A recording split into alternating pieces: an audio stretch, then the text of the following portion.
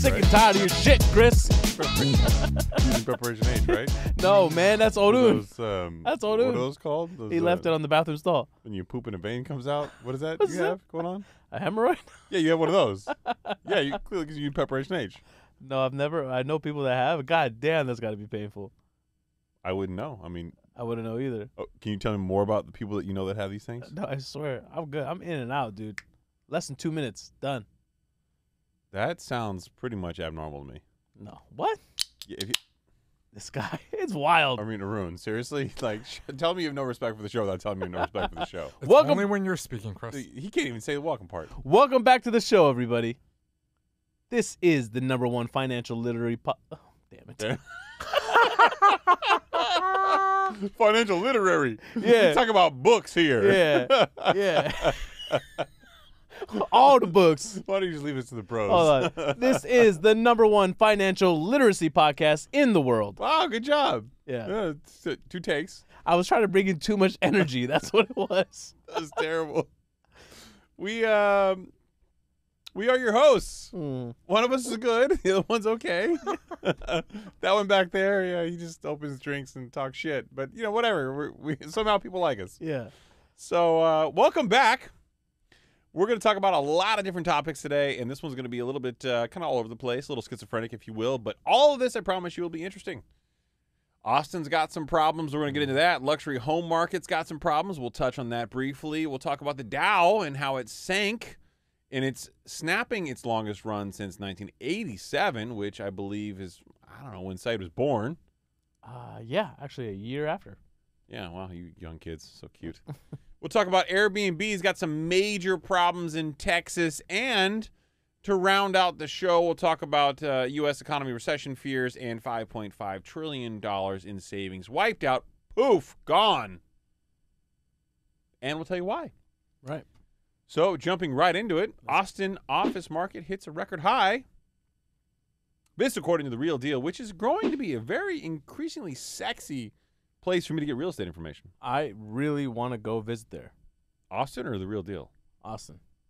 Oh, yeah. That seems like a totally random fucking comment at this All point. right, in we're time. talking about Austin office market, right? But he was literally talking about The Real Deal now. Yeah, but I'm Amazing. talking about I want to go to Austin and pay them a visit. Erwin, you wanna handle this one or I'm shall I? very confused. Yeah, very confusing statement by you. Oh, I'm sorry. I didn't know that it was confusing. We're talking about Austin, Texas. Are you listening to this show? This one? Well, I think he's still like wrapped up like PTSD from his opening line. Yeah, you are.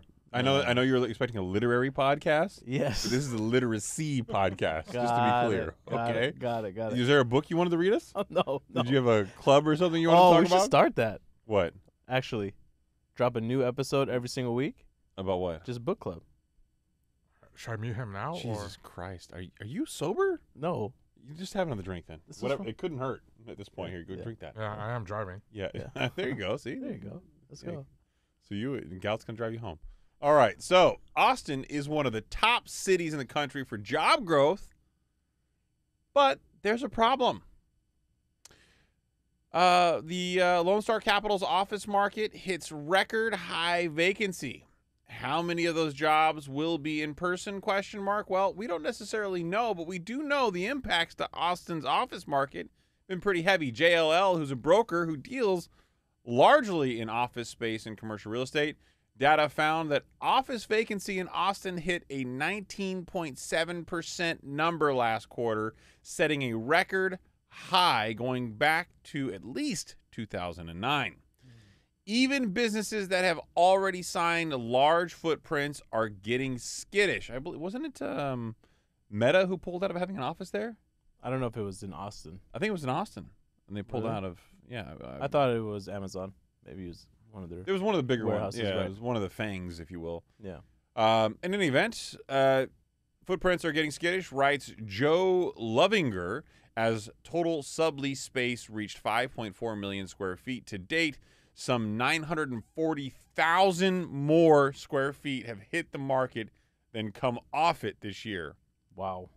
Yikes. Yeah, I think we covered it on a previous. Meta to episode. sublease, not occupy. Chris wins, Saied loses. This is not your night.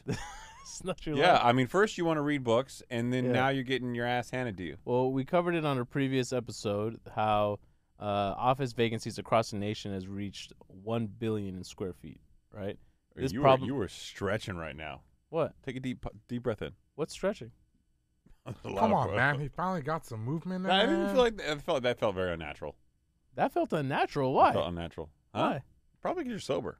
I think no. You're making this very awkward, and uncomfortable for the listeners. I'm trying to. Yeah. Thank you. Is this because you got really upset about the black card reference last I episode? am very upset about it still. Or the Yeah. episode before that. Or the episode before that, or all of them. I get comments in Q&As now about like mean shit about your comments. You are the worst, bro. You drag me into shit that I'm not even a part of. How? They ask you about who would you marry, fuck, kill from Mind Pump, and somehow I get dragged into this. Yeah, I'm trying to make it inclusive. Yeah, You're lucky I bring you into that shit. I'm so lucky. I didn't want to be like, hey, we're celebrities. Saied's over here in the background. I brought you in. I would kill you.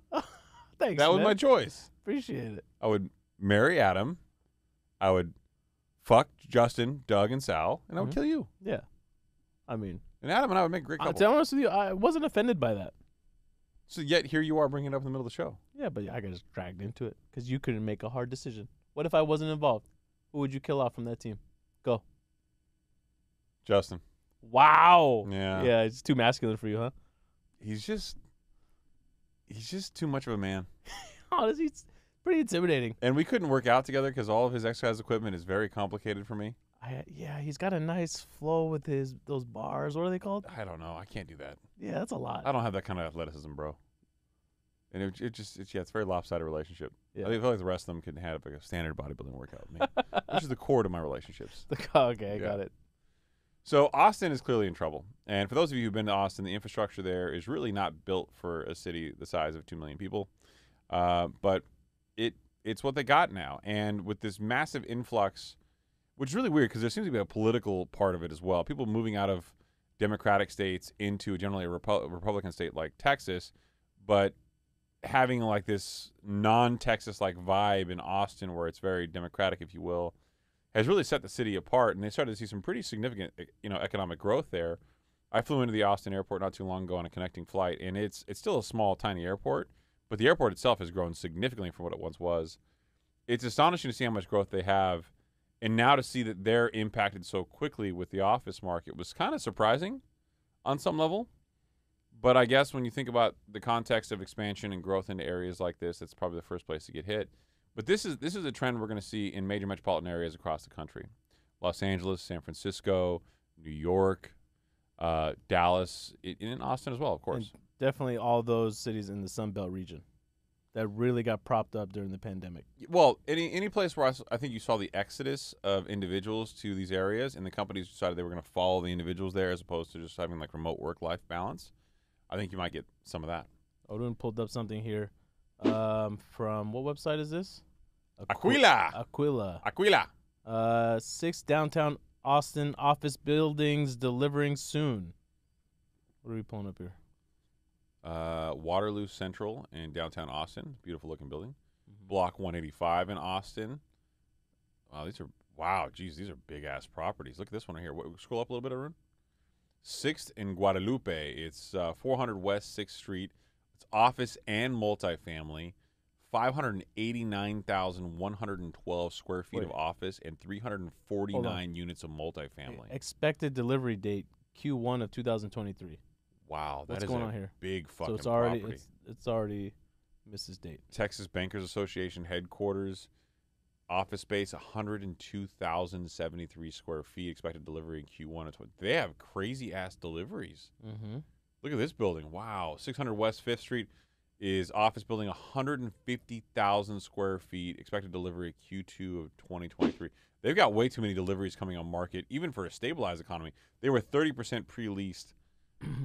Yeah, Wow. way too many, because one of the things that gets impacted when the Fed decides to raise rates this high is the impact on business investment, right? So businesses tend to slow down their growth. They actually have to cut down on expenses. Higher interest rates increase of cost of borrowing for them to not only expand but fund everything that they're trying to accomplish. So these are going to remain vacant for a while. It's crazy to see how this toll has been taken on. I wonder if they're going to repurpose this brand new real estate. Already? Yeah, I mean, well, then what do you do with it?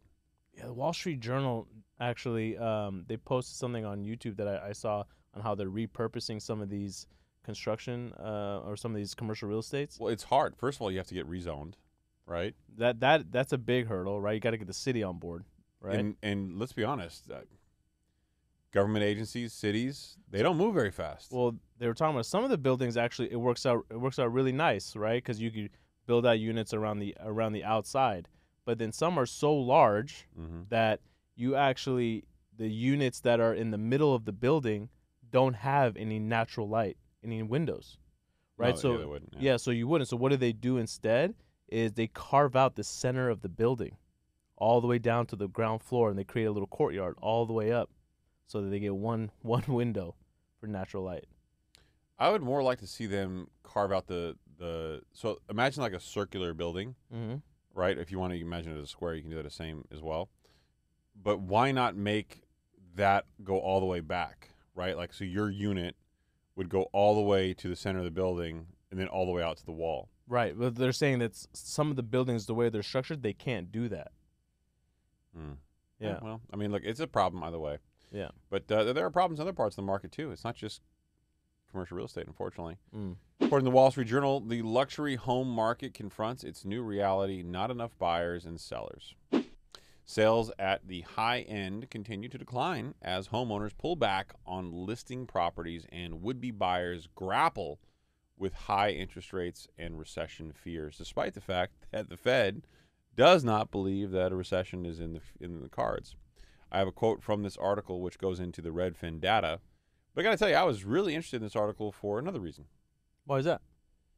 Because one of my favorite comedians of all time was Rodney Dangerfield. Yeah. And I was going to read this article and probably not put it into the show notes. And I thought, you know what? We talk a lot about kind of the luxury home market, and there's a lot of people in our area talking about how it's stable and not stable. And it's always after a show like this that I get a lot of people with, I guess, counter experiences, and they want to tell me about how much we're wrong. But then I saw Joan Dangerfield, the wife of late comedian Rodney Dangerfield. And I was like, you know what? I'm reading this article. Yeah, exactly. And while I found, I don't feel pity for her. She's in a very good financial position. And the article goes on to talk about the struggles that she has in selling this very high-end, unique property. Did you see a picture of it? In the show? I did. It was gorgeous property. I think they very bought Art Deco. Bought in the early 2000s for, I think, a little north of $6 million. Yeah. And now it's been on the market since February, I believe, for around 17 and a half. But it's a very unique aesthetic property, and I would tell you in this particular area in Los Angeles in general, you got to understand, like, there's cycles of like properties that are in style. For a long time, it was Mediterranean. Now it's out. Okay. Then it was contemporary, and I think maybe we're getting to the point where that's kind of getting out. There was a lot of like that modern farmhouse for a while.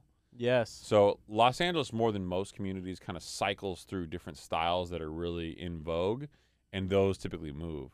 I would say the property that she's trying to sell in and of itself would have its own unique problems because the aesthetic is not in vogue right now. Okay. But let's quote some of the data from the article, which I think was important. Sales of luxury homes nationwide, defined as the top 5% of homes based on an estimated market value, declined by 24.13% in the 3 months ended June 30th, compared to the same period last year, according to a new report by brokerage Redfin. Inventory of luxury homes was down 2.39% during that same period, while the median sales price for luxury homes was actually up by 4.55%. In many metros, homeowners appear to have pulled back on listing homes in light of the market shift. New luxury listings were down by 17.08% year over year in the 3 months ended June 30th, Redfin's data shows. Wow. Also from this article, New York City showed a drop of 36%, Los Angeles down 36%, and Chicago was down 34%. So major problems for them there. Now I get it; these are high net worth individuals. It's hard to start to feel sorry for them, but I think it paints like a bigger picture of what's going on. Back to Joan Dangerfield, she said that she's actually, whether this is true or not remains to be seen, but she has received a number of offers at list, but they came with a lot of contingencies, Like seller financing. like seller financing. And I Yeah. thought that was something interesting, worthy to potentially get in the show. Like, what is it, and how would one even go about it? Who does that benefit more? So yeah, I mean this happens all the time. This is some of that alternative financing that people talk about on social media and the internet. But basically, let's say, Saied, you're selling a home. Okay. And let's say you've got a mortgage on the home for $5 million, but you're selling the home to me for 10, right? And I say, hey, Saied, look, I'm going to buy the home from you. I'll get a mortgage for 5, but I need you to carry a second trustee of 2 behind that, and I'll give you $3 million in cash up front. Right. So you're going to wind up getting 3 plus the 5, the loan that I'm going to get, and then I'm going to pay you the rest of that back, $2 million over time. Right. It means I would put less money down, get less financing, and try to work that out. And there's several different versions of this and different hypotheticals and scenarios, but basically, you've got a loan to me the same way a bank would, and it would pay you back over time. Now, are there some pros for me in that scenario? Well, I guess if you're charging interest, you can get, in theory, above market interest rate over time. Mm-hmm. So your money actually becomes more money. What about you hear a lot of people say that you can actually, reduce your taxes for capital gains, spread it out long term. I would say for most people in this particular scenario, that's not really a viable reason to do it. Okay. I would say if you're in this, I'm buying a $12 million home range, that's not really a big motivation for you. Mm-hmm. And the biggest motivation is selling a property that you have that you don't want to carry anymore. Right. And at that point, you're just trying to get away from it. I mean, Yeah. she's like in her 70s, right? Like, She's in her 70s. She's a beautiful looking woman for her age, but yeah, she's in her 70s, and she I think she bought the home for, was it 6? yeah, just north of 6, I believe. And listed at what, 12? 17. Oh Jesus. Yeah, so she's just trying to tap into that $12-ish million in equity. Yeah, exactly. So, And up until now, I mean, there's some risk involved with that too, to carry, that seller finance carrying that second. Some of which she said, I think in the article, that were 100% seller financing. Yeah, I Right? mean, there's some crazy things out there. I don't think if you're a seller, There's no need for that right now. I don't know that you. I mean, the best argument use case I've seen for this recently is saying, hey, look, let's keep your financing in place. And so I'll give you a little wider kind of background. I'll back up a little bit. If you're in Los Angeles and you own a property and you own it in the name of a trust or an LLC or something like that, people are trying to get around this new Los Angeles transfer tax, right? Yes. So it's very expensive for very high-end estates, right? So they're going to say, hey, let me buy your LLC and let me assume your mortgage. Well, typically speaking, a single-family residence mortgage is not assumable, meaning that you can't step in the place of the person who's responsible to pay it back. You see this a lot more in investment properties. In commercial real estate, generally speaking, most contracts in what I would call the middle market area, anything that's less than these like very specially nuanced large deals, they generally have a 1% assumption fee, right? So you can assume a loan of the person selling the property for a 1% fee of the then outstanding principal balance, subject to the then in place underwriting standards of the lender, right, or the bank. Right. And that 1% gets paid to the bank. Right, and that's very common. The bank gets an origination fee, but in an interest rate increasing economy like this, banks don't want to do that because they're like, well, why would I let you assume it when you can go get a loan from us at a higher rate? So even though it's baked into the loan documents where it is theoretically allowed, could the bank flat out decline and say, no, we're not allowing it? I guess contractually the answer is no, but keep in mind it's always subject to the then in place underwriting standards. Right. And banks can very easily change their underwriting standards for all transactions or even just assumptions to be much, much more rigid. Mm-hmm. Now, if they want to keep it on their books, it's their prerogative. But let's just say hypothetically you've got a loan with $3 million on a property, right? And you're currently paying me 3.5% as a bank. It's not in my best interest to let somebody else assume that because I can go take that same money and lend that out to somebody else and get 6% right now. Right. I can literally double the interest payments that I'm getting on it. So it's not in my best interest to do that. In an interest rate decreasing economy, it's in the bank's best interest, right? If it's a 6% rate you have on there and you want to assume it, Well, I can't redeploy that capital at the same amount. I can only redeploy it at 3%. I'm losing half the money. So it's a subtle kind of balance both ways, up and down, whether banks do it or not do it, or it's economically viable. But what I'll say is this. On the single-family world, it's not generally not the case. But what some people might say is, hey, look, Saied, you're selling your home. It's the name of an LLC. I want to avoid the transfer tax in Los Angeles. Why don't I pay your mortgage for you? Mm-hmm. Right? Right. Then I get the benefit of your low interest rate, which you have on the property.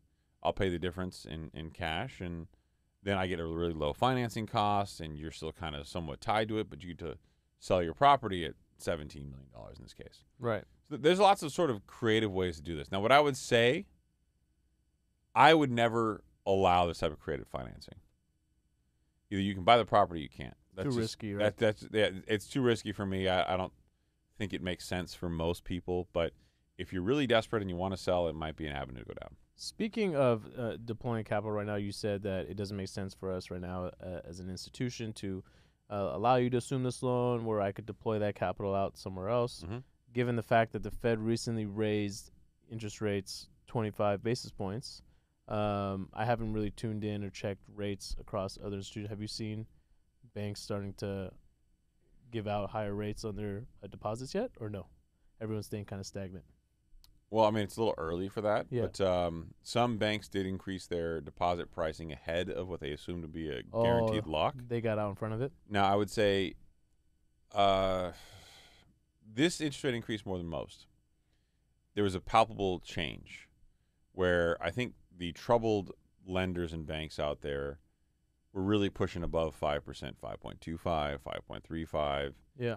And it got to the point where people were like, oh, what's wrong with this bank? Why are they offering such high rates? Right. Now it's like, oh, they must need liquidity.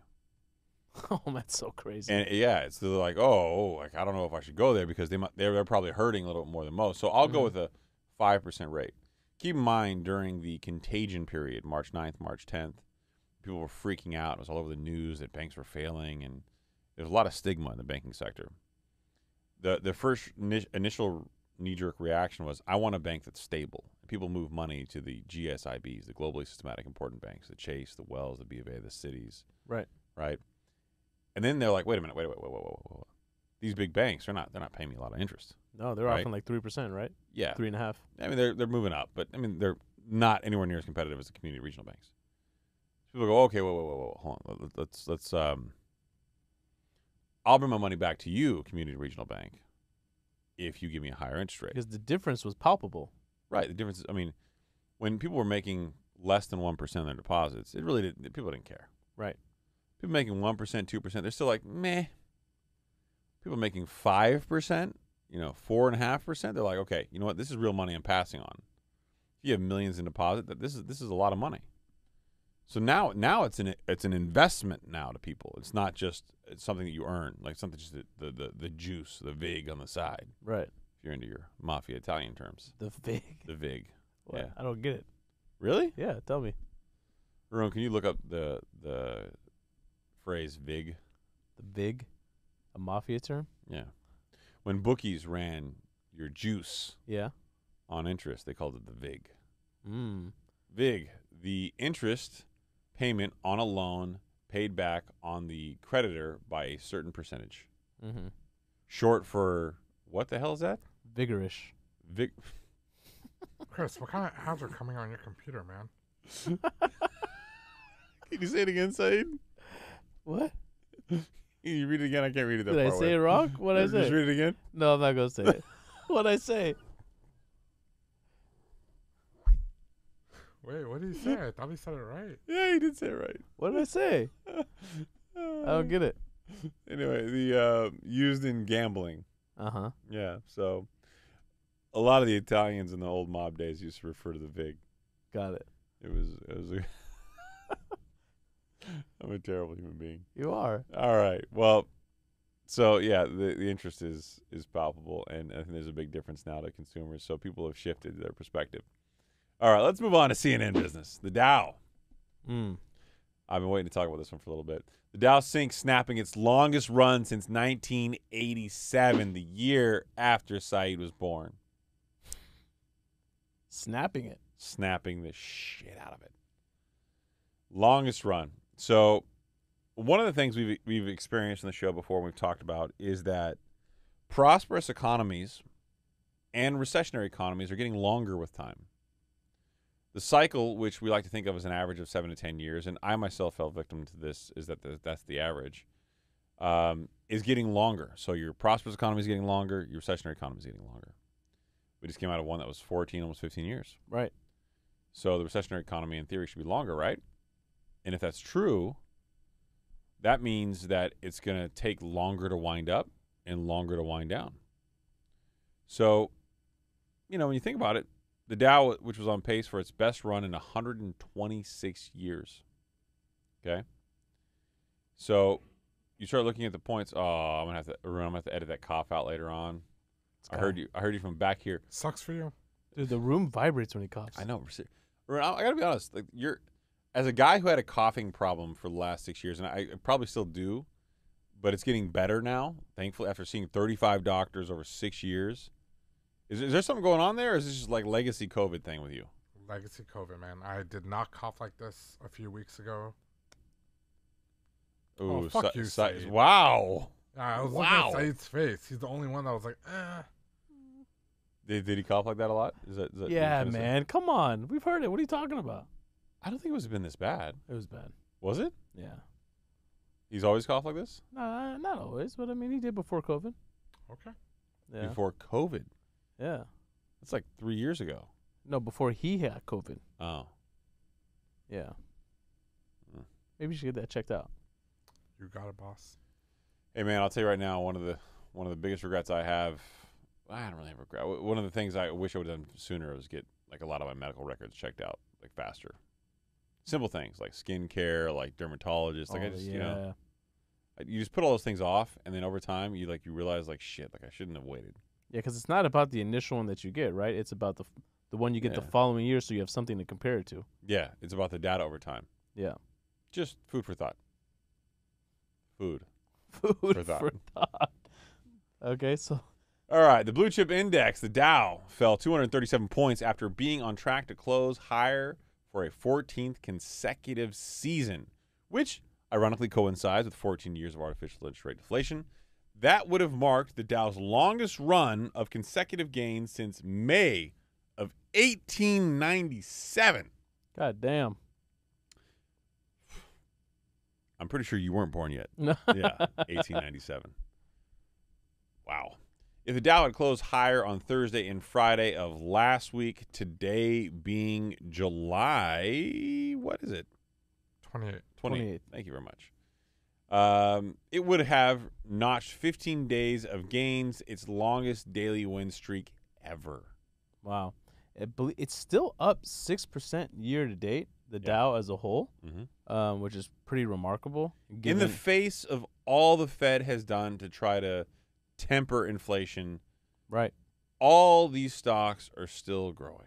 Still growing, exactly. So between that, for me personally, have you ever invested in this blue chip index? No. No, we'll cover it on our.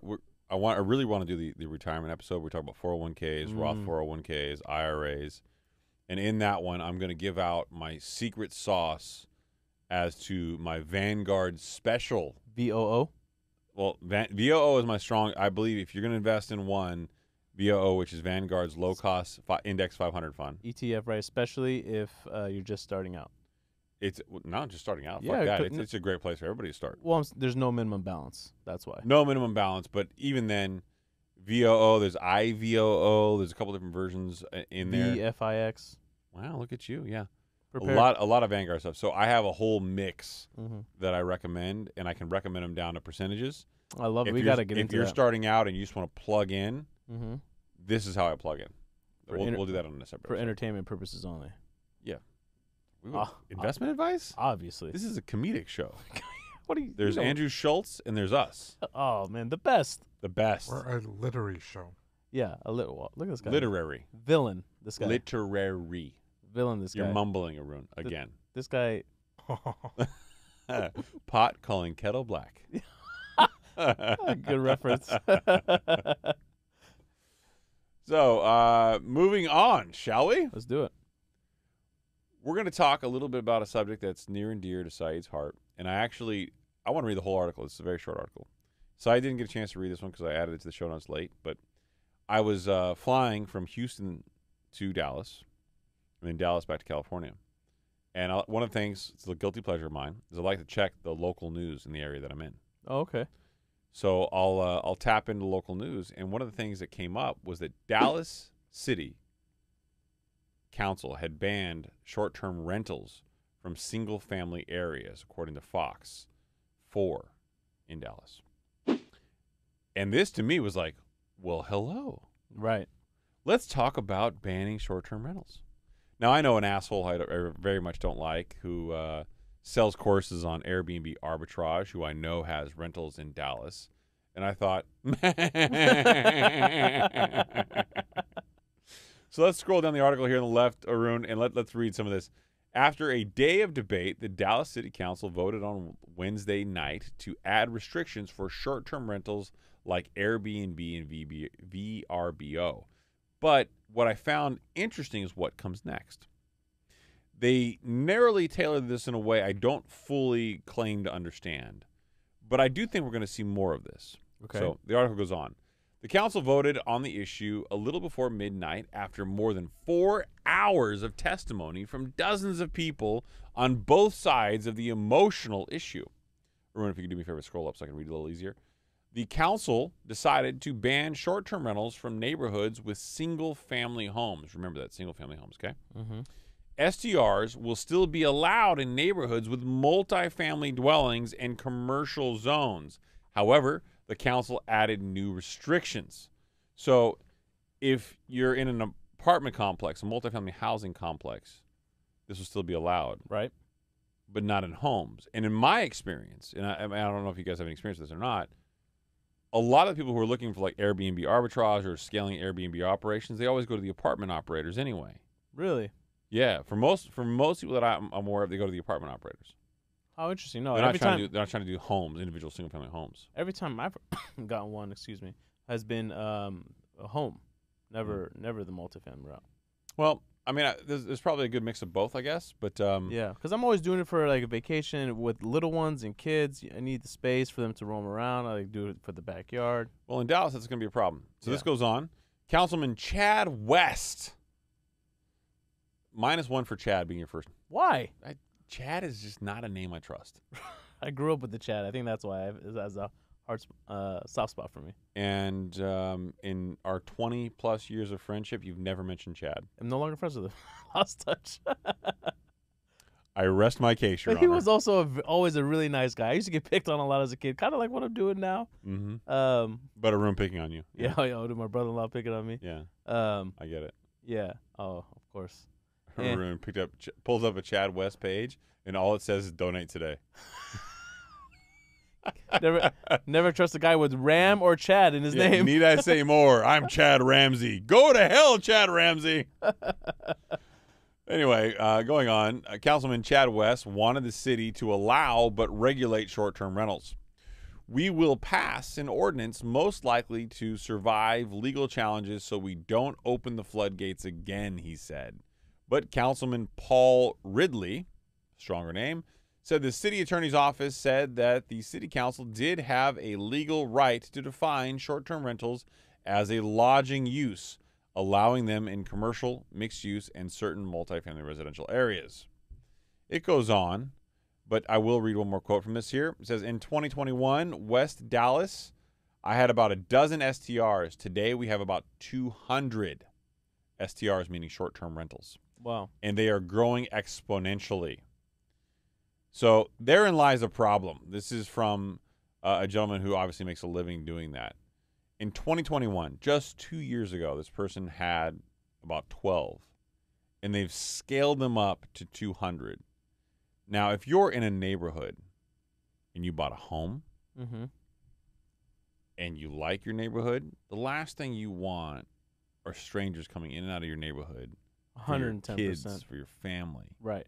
It just makes things feel less safe. Absolutely. I don't care what anybody says, you're going to feel less safe. Now, I mean, theoretically speaking, we don't know what kind of loans they got on these properties, right? But they could turn them into long-term rentals. They could, and that's a lot of people who are in that business's, I guess, counter argument or counterpoint is like, well, I only do rentals that are over 60 days. Mhm. They try to skirt the short-term rental like nonsense by saying longer-term ones, and Right. that's what this whole definition of short-term or Airbnb or VRBO gets very confusing. Yeah, But it's going to be interesting to find out what is the definition of short-term. yeah, and a lot of people would try to go it's corporate housing route. Yeah. It's for officers of corporations to stay here for extended periods of time. Oh, yeah, professionals. Well, here's what I'll say. If I buy a house in an area, that is not who I want as a neighbor. Okay? Mm-hmm. The standard of living I want is I want to know my community. I want to know who's here consistently, and I want to have names that are not coming in and out. Right. It's simple. That's the way I was raised. That's what I expect. I don't want to live in a transient neighborhood. Right. Maybe I'm different. I mean, you feel the same way? No, I feel the same way. I know that we covered an article a little while back. I don't know what part of Southern California, but J.P. Morgan bought a huge chunk of land to develop a lot of properties for it to be entirely rented out, right? Mm. And even that in and of itself kind of like freaks me out. That everyone here we're all renting, and this is owned by some large corporation. So what's the upkeep going to be like? So you hate the city of Irvine, is what you're saying? What is that? I to be truth be told, yeah, I'm not a huge fan. Really? Yeah. I love Irvine. I mean, it's very clean. But there's a lot of density. There's a lot of rentals. Yeah, exactly. I get that. And I love the Spectrum. I wish I could go there more Which often. is an outdoor shopping mall that Saied is referencing. For those of you up in Canada who listen to the show, we love you, number one. Yeah. And number two, I clearly appreciate and respect you more than Saied. Oh, having a conversation with you, yeah. So Yeah, but sorry. you're talking colloquially about areas that a lot of our listeners who are from all over the world. So when you much talk less- when you talk about your black card experiences, you think that people all around the world understand? Yes, there's black cards in other countries. Matter of fact, they're easier or harder to get depending on what country you're in. Really, I didn't know that. Yeah, of course you How don't so? know that. Yeah, see, there you go. I'm See? asking, how so? I know. It's a lie. It's true. Wow, how so? I would even go so far as to say that I have friends that are in Europe, and their perks for the card are much sexier than stuff you get in the United States. How so? Like, you know how in the early days, God damn it, I can already tell this is how this is gonna go. I'm gonna try to be an adult here with you, okay? Okay, I want you to try to do the same. let's do this. Allow me the courtesy back, okay? Don't You can't laugh while I'm saying that shit to you. Okay, I'll be an adult. Why you got your high socks? It's because I don't want you to see any in my white ankles. Yeah. So back in the day when you got a black card, it was like this beautiful box and this huge presentation. And it was sexy, Okay. right? Now when you get it in the United States, it's like a cheaper box. Mm-hmm. You open it up, it's just a bigger like envelope basically. Okay. There's a whole shtick, and if you're lucky, you get like a Prada wearable, which is like this little. And I have one. It's a wristband. It's got a little chip in it, and you can scan the chip, and it'll scan your card. But if you have an Apple Watch, like, why do you need that? Oh, okay. Right? So it's kind of redundant. Right. But in Europe, they're still getting like the bigger boxes, the nicer presentation, and I know for a fact the spending limits are different based on what country you're in. Mm. But there's a much different like experience in different countries with Amex, and from what I'm told by people like in Europe, like I'm talking like everywhere from London to like Paris and kind of like that area. Mm-hmm. And probably Spain and France or Spain and Italy as well. But they have a lot more like luxurious options. I went to a black card experience with my wife, and like we just kind of like let's check it out. Right. It's a John Legend one. Right. We felt like cattle. Really? There was a lot of fucking people there. Is it used more for networking? You could tell a lot of people had it for that. Yeah. Yeah. It was networking and people trying to get laid. Laid? Yeah. Like, I've got a black card. I'll take you to see John Legend. Oh. It was a great event, but it didn't feel concierge. It felt like cattle. Mm. Yeah. Not a fan. Yeah, I'm not a fan of the experience. Although they do offer some other experiences we haven't done, but How was John Legend though? it was great. He's amazing. Yeah. was Have you a ever night- seen him live before? No. Yeah. I've always wanted to see him live. He's incredible live, yeah. Yeah. It was really impressive. It was the night that his wife gave birth. Oh wow. He talked about it. He's like, she let me come tonight. I want to be clear. She let me come tonight. Oh wow. Yeah. He had to put that disclaimer out. But he was incredible live. It was really impressive. Which I feel like Odun doesn't get enough credit for. or Mersal doesn't get enough credit for it, I should say. Letting him come here. Yeah. Yeah. She is, in Arun's definition, like 12 months pregnant. Yeah. He doesn't even know how long pregnancy is anymore. He's like, she's This has been going on for way too long. very pregnant. Yeah. Arun, what are you going to do when you look? Oh, he muted me. Wow. He muted me, you bastard. Yeah. This is why we shouldn't let you have control of the sound panel. Right. Stop taking jabs at me. I'm not taking, that wasn't a jab. Oh, 13 months. You said last month that babies, last week that babies take 10 months. Anyways, yeah, dude, she doesn't get enough credit because she hasn't honestly caused any fuss. Well, I don't know what he's going to do next month. I mean, she's 38 weeks pregnant, Odin? Yes. He was not very sure of that. I was doing the math. Yeah, I was not very sure. Yeah. He's like, she needs to have a baby. Yes. That's how much pregnant she is. Yeah. Are you ready, man? You're going to have a second one at home? Yes, Oof. sir. You ready for that? I mean, I'm as ready as I can be. Yeah, that's probably fair. Are you, The house is prepped. The room's ready. Our room's ready. We have everything we need. So, yeah. are you going to have family staying with you for an extended period of time? My mother-in-law was here for the last 3 weeks. She is headed back home after this weekend for a week, and then is coming back. So, Wow. yeah, she's supposed to be here for a month and a half, but she just Wow. has some stuff to take care of back at Got a home. really good support system. Jesus, I wish I had that kind of support system. My wife and I were solo dolo. It's a lot. I mean, you're a lot to support, man. Yeah. I don't like the way you side-eyed me right there. What the fuck was that? Just saying. You don't realize it. No one. We're here. We're not yes men over here. We're letting you know. You're a lot to deal with. I do not challenge that statement. What's your point? The weight is just too much to support. Ooh. See, if you're making a reference to my weight as like a fat joke, No. we promised D. Neal that we would no longer do that on the show. But he actually said he's a fan of that. Yeah. Who? D. Neal did not say he Yeah. was a fan Didn't of he that. say something about, like, oh, I grew up in the 90s as well? I No. remember. He said that he wasn't woke and that he grew up in the 90s and that he was, and I respect that. But what I will say is that this is bullying of me, Saied. Well, is it? Yes. All right. My feelings are very hurt right now. Okay. In order to make it up to me, I need you to talk about the next article. You need me to talk about the next article? I need you to bring it up. I need you to cite the article reference appropriately. And I need you to be classy and dignified in doing so. This from Bankrate. Did not like the way it started. Read the highlight and then say where it's from. Biggest winners and losers from the Fed interest rate hike. This is from Bankrate. That was actually reported on Yahoo Finance.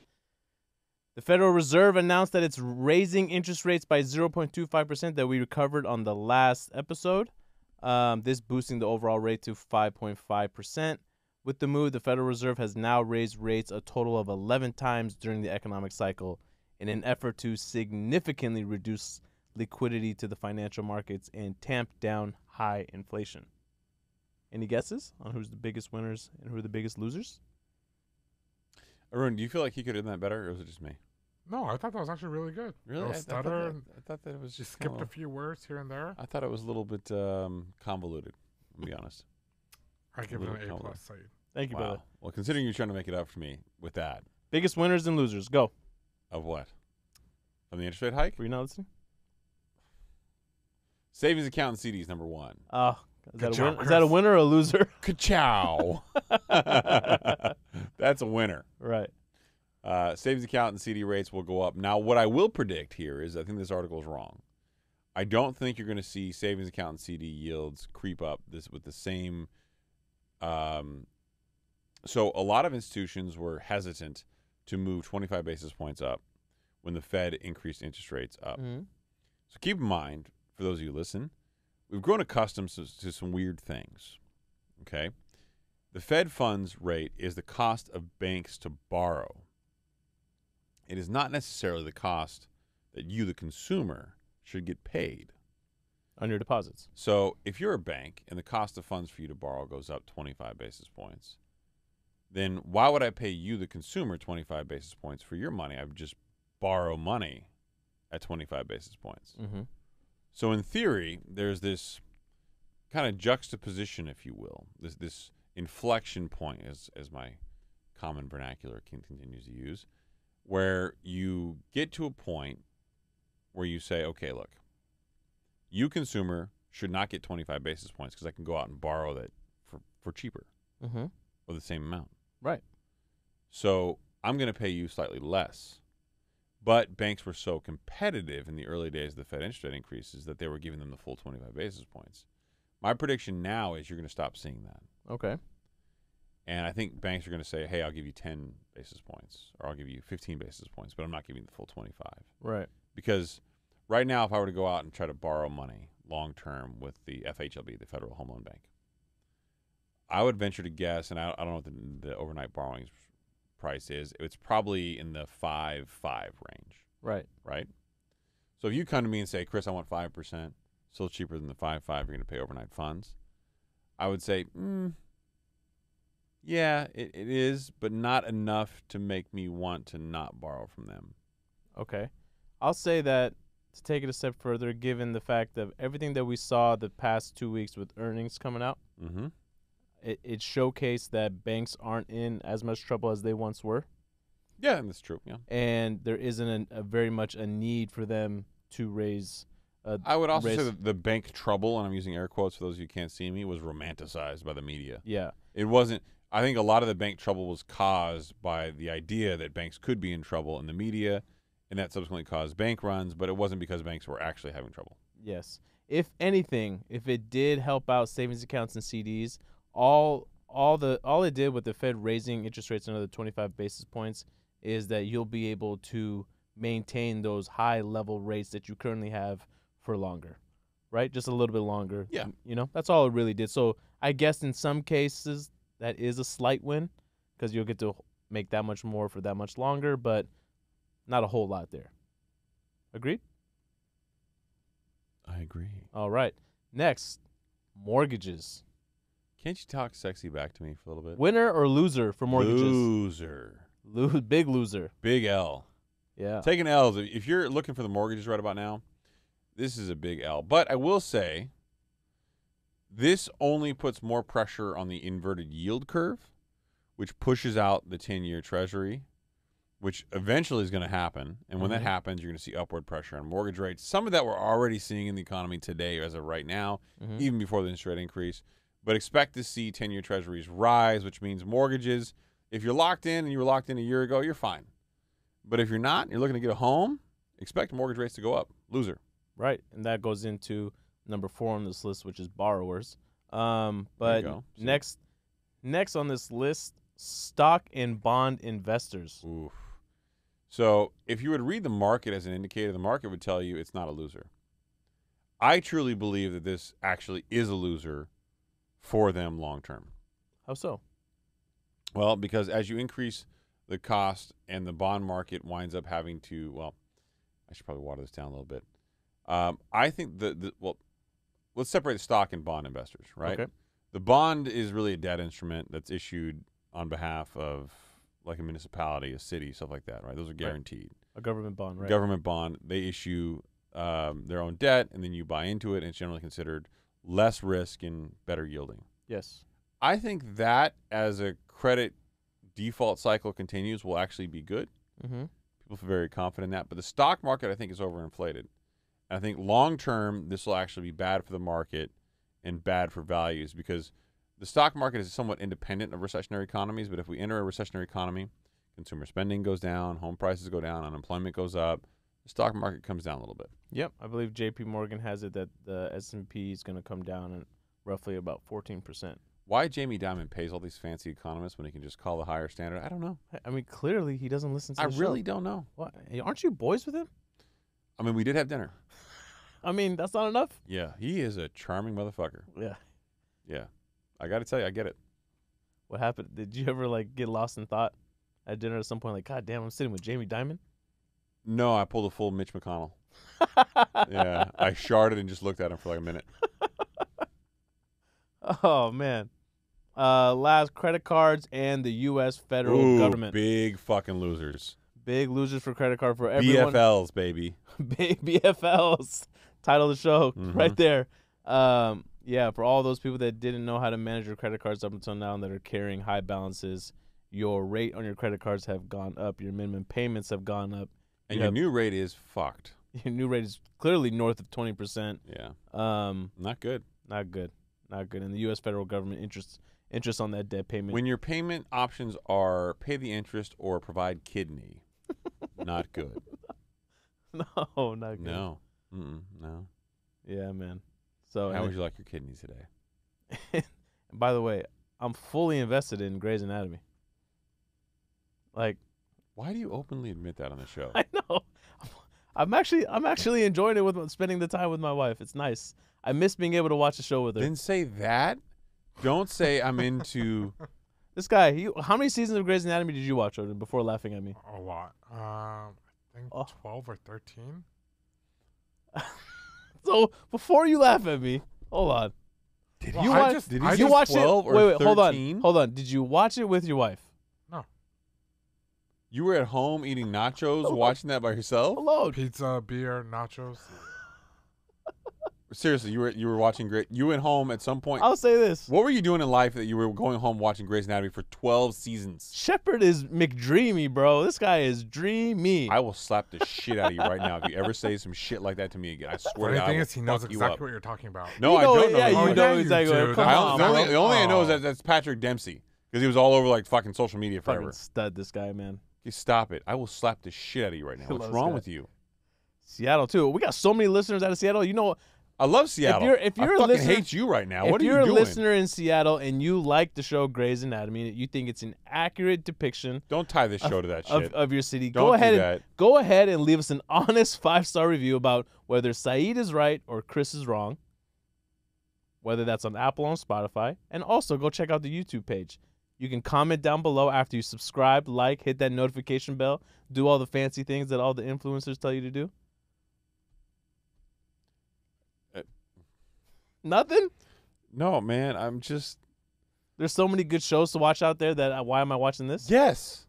What? Like all what? the fucking Righteous Gemstones, great. Ted Lasso, amazing. Ted Lasso. Solid. You would like Ted Lasso. You like sports. It's a positive show. Chris, It's got if a you know lot of anything really about Saied, Huh? he's gonna jump on Ted Lasso in maybe 3-4 years. Yeah, That's what I don't get. Is the show Why? is the show completely over? No. I gotta binge watch. I'm not waiting in between seasons. It's 2.5 seasons in, bro. I'm not waiting in between. The people that watched Game of Thrones from season 1, that had to have been miserable. Waiting a full year for the next season to start? Get Okay, outta I'm here. sorry. I'm out. What the fuck are you not doing in life that you have the time to binge watch 12 fucking seasons? Well, right now, given the fact that this show right now it's 12:30 in the morning. So I no longer have that time to binge watch anymore. if you're watching Patrick Dempsey, you're fucking welcome. I'm taking the time away from you. One episode every time we watch. I'm straightening your shit out right now by not giving you the time to watch that shit. Shepherd Man. McDreamy. How long are those episodes? McDreamy. I don't know, 40 minutes. Oh, god damn it. Yeah, no commercials. Stop it. Straight to the point. No. Love it. Terrible. Yeah. What's wrong with go watch like I don't think you go watch the fucking Barbie movie then watch that shit. The Barbie movie? Yeah, go watch that. You watched it, didn't you? No, I watched Oppenheimer, bitch. Fuck you. How was it? Huh? You know, for a period piece, it was fucking great. Really? I really enjoyed it. I heard Yeah. it was really slow. Like, I mean, if you're not cerebral or intelligent, I guess I gotta understand how people would feel that way. so Bully. Villain, this guy. yeah, that was pretty bad. Let me tell you right now, okay? Christopher Nolan can bring people into a period piece that he filmed in 2 months. That's how fucking talented he is. I feel like this Cillian isn't about- Murphy what is and that- Robert Downey Jr. What's that movie called? Oppenheimer? I feel like this is more about your man crush on Christopher Nolan. This ain't about that. Christopher Nolan's a different kind of human. Listen, I'm a McDreamy guy. You're a Christopher Nolan guy. That's what that it is. says a lot about you does. and not a good thing. I'm okay. I'm okay with that. No, you were not okay with that. I am offended for you. Why? Oh, just entertainment value for the show, man. That's Come not on. entertainment value. You mean that shit. I can see it in your eyes right now. You mean that shit. Do you realize you're watching basically a nighttime soap opera? Dude, this guy was living in one of those Airstreams like 20 years ago. A nighttime soap opera. You were watching the nighttime days of your lives. Is it really? That's what you're watching. It's good. No. I'm going to tell you right now. Can I tell you something? One thing I noticed and I mentioned to my wife. Jesus Christ. The editing was so bad. of the editing show? was so. They tried to get hip with it with some of their cuts, and I'm like, oh my god, I could do so much better. Okay. And yet you still watch that shit.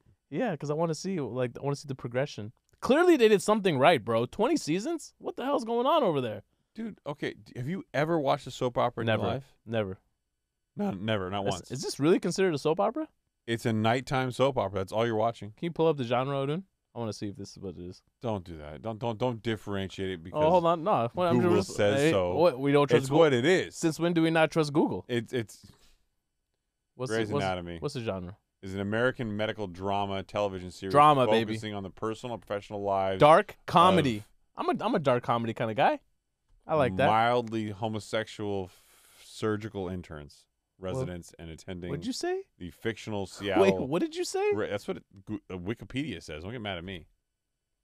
You know, a buddy of mine actually got listed on Wikipedia, and then he got hit up by a Wikipedia guy who was like an admin there, who hit him up for $10,000 to keep his profile on there. No. It's a hustle. Wikipedia? Yeah, So man. Wikipedia picked him up apparently, and like he had a profile. Yep. He didn't even know. He got hit up by his boy or his like this guy. Yeah. And was like, "Hey man, you have a Wikipedia profile." And he's like, "Oh, cool." And he's like, "We're gonna delete it if you don't pay us $10,000." And he's like, "I don't care." Stop it. So they deleted it. And the guy who hit him up apparently is like, I've seen them on like an administrator. I've for seen them on Wikipedia. Wikipedia like have a little like box asking for donations. Well, that's a different thing. But apparently, like Wikipedia is a charitable organization, right? Like it's not like funded Right. like that. So I guess there's like administrators who make it a hobby to like going through and validating the content. Right. And if they don't feel like you're notable enough, there's some shakedowns involved. Right. Yeah, who knew? Who knew? Notability's got a price. Does it? Yeah. Would you ever pay for something like that? $10,000? No. It ain't worth it to maintain your Wikipedia page. Nah. That's like paying for a blue check mark. Like who? Why? If you know me, you know me. In reality, everybody paid for it. Mm. You want to hear this theory out? Yeah. Okay. Let's say you are a professional basketball player. Oh, I like this. I like where this is going already. Okay.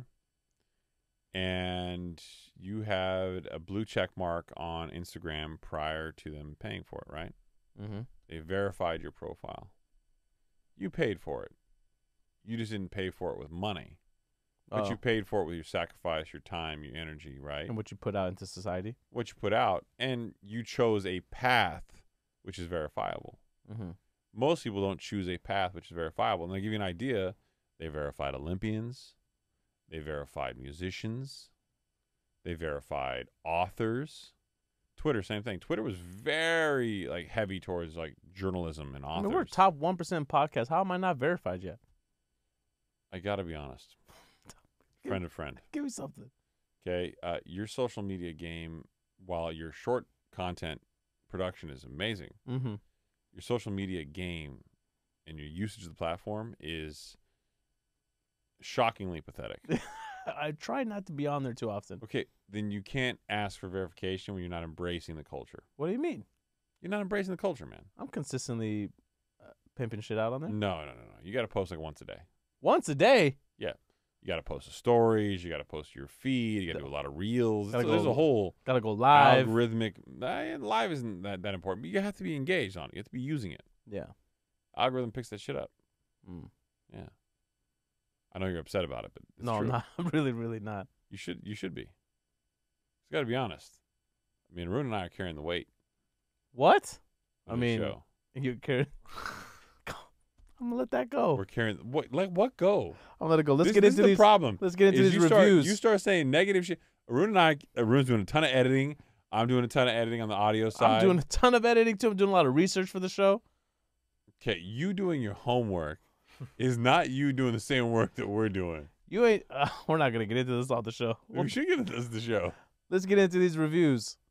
We got some great reviews. We got some great. Let reviews. me just say right now, before Saied even starts, every single fucking time somebody leaves a review, and Saied or somebody or one of us catches it and we share it in our group text message thread, it really makes my fucking day. Mine too. I know that sounds so bizarre and trivial and wild, but it's just we don't get paid for this.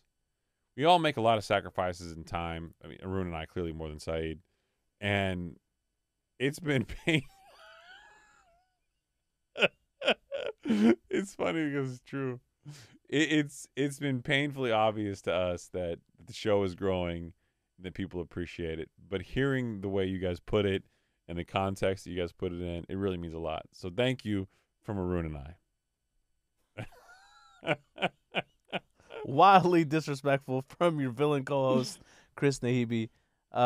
First review from J. Romero 15. Informative and funny. 5 stars. The podcast is very informative. I am learning financial terms and metrics. Also learning what those metrics really mean in day-to-day living. That's the goal, man. That is the hope. That is the dream. That is the aspiration that is this show, The Higher Standard. Right, that is the ethos. The banter keeps things light and shows that the hosts are good friends. Up until tonight, it was, yeah. Reminds me of how my friends and I talk with each other, except we are not smart enough to speak intelligently about any subject. Neither is one of us. Yeah. Which one? Take a guess. The Really one enjoy that's always listening. quiet. Really enjoy listening to the podcast, so thank you. Well, we appreciate you, J. Romero 15. Yeah. Thank you for the honest 5-star review. Fantastic review. Great review. Yeah. Another good one that came in just as we got into the studio tonight. Mm. Rad Hills. 10-star review. I mean, because when 5 stars is the only honest thing you can do. You know what I like to think that Rad Hills did? Mm. He was generous enough, or she was generous enough, or they were generous enough to leave us an honest 5-star review on Apple. Pronouns. Yeah, very nice. They downloaded Spotify, and they left us an honest 5-star review over there too. It's a little greedy, but I Hey, respect. they say 10 stars. I didn't say 10 stars So 5 on Spotify, 5 on Apple Podcasts, because we're on both. and then subscribe and follow on YouTube. Yes, exactly. Makes total sense. Rad Hills, I just heard you guys got a 3-star review, so I'm coming in with a 10-star. Just to be clear, D. Neal came back and revised. We love you, D. Neal. Thank you very much. To a 5-star review. To a 5-star review. An honest 5-star review. But we're glad that it brought some confidence in Rad Hills to come out here and leave us a review. Perpetuated a 10-star. Yeah. Yeah. I'll take it. Your show's outstanding, the kind where you need to rewind to laugh at the jokes again. Wow. I saw you on Mind Pump, and you guys quickly became the number 2 podcast I listened to. I'll take it. That's fine. I'm good with that. Makes sense. Yeah, I would. Let's be honest. If you had the choice of listening to Adam or us, I mean, don't discredit Doug, Sal, and Justin. you know, one of the things I've noticed with the guys on the show that I think just really is not talked about enough is Doug is sneaky fucking ripped, that guy. Oh, he's jacked, yeah. He's in incredible fucking shape. Yeah. He just hides it well. He's Anyway, an all-around stud. I digress, but yeah. He said, it goes on to say, number 2 part is still, Mind Pump is still number 1. I hope you're not offended. Not at all. No. But you are giving them a run for their money. Keep up the great work and never go mainstream. Well, we're not sponsored by anyone, so the odds of us going mainstream anytime soon are not high. But we So- do have families, and we would appreciate a sponsor. I need something to justify to the wife. Like, look, this is going somewhere. That was hurtful. Yeah. Just trust me. I believe in it. It's going somewhere someday. I can sponsor the show if you want. Yeah? Yeah. Okay. I pay for cameras. 2. 2. Yeah, that's right. You wait, you by the 3rd. That's Mm. right. We I think it's that one. The one that looks at me all the time. Oh, you got anything else? Was there a 3rd one? I thought it was 3. I thought there was 2. We got another one. It was a 5-star, but nothing written. Oh, well, we appreciate you, anonymous 5-star review. Yeah. Thank you. I get why you may not want us to read it. Because I'm the one that will stumble. Okay, sure, whatever. Yeah. Yeah. It's late. I've traveled a lot in the last couple days. Let's send this off with a banger. How so? Arun, you there? Bye, everybody. Oh God, I instantly regretted that. Let him sit in it. Let's let him marinate. Do you feel like that represented the show well? Bro, it's 1 a.m. I'm fucking tired. Oh, that's good. We'll end it on that. Yeah, that's a wrap. Good night, everybody. Bye.